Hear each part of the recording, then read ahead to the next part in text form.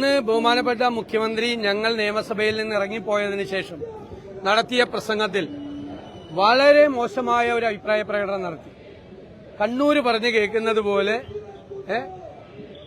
എട്ടുമുക്കാൽ അട്ടിവെച്ചതുപോലെ പൊക്കം കുറഞ്ഞ ഒരാളാണ് ഈ സമരത്തിൽ തള്ളിക്കേറിയത്. അയാൾക്ക് ഒരു ആരോഗ്യമില്ല, അസംബ്ലിയുടെ പ്രിവിലേജ് ഉപയോഗിച്ചുകൊണ്ടാണ് അത് ചെയ്തതെന്ന്. ഉയരം കുറഞ്ഞ ആളുകളെ കേരളത്തിലെ മുഖ്യമന്ത്രിക്ക് പുച്ഛമാണോ? ഉയരം കുറഞ്ഞ ആളുകളോട് അദ്ദേഹത്തിന് എന്താ ഇത്ര ഒരു ദേഷ്യവും ഒരു അവജ്ഞയും? ഇത് ബോഡി ഷെയ്മിംഗ് ആണ്.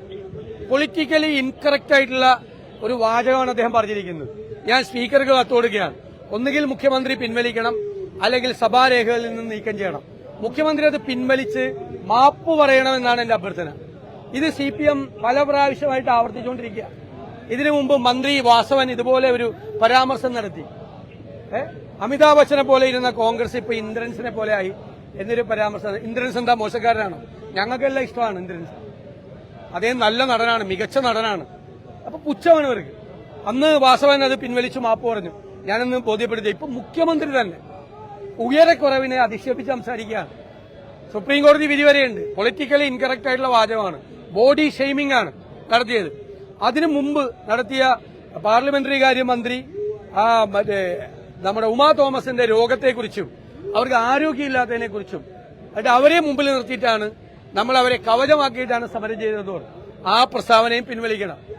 അവര് ആരോഗ്യവതിയായിട്ടാണ് നിയമസഭയിലേക്ക് വന്നിരിക്കുന്നത്. രോഗമെല്ലാം മാറി.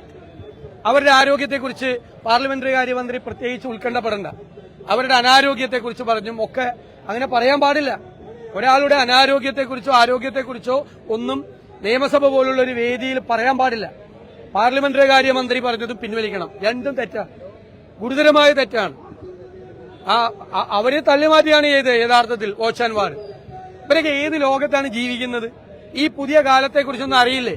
ഏത് നൂറ്റാണ്ടിലാണ് ഇവരൊക്കെ ജീവിക്കുന്നത്? ഇവർ വലിയ പുരോഗമനകാരികളാണെന്നൊക്കെ പറയുകയും ചെയ്യുക.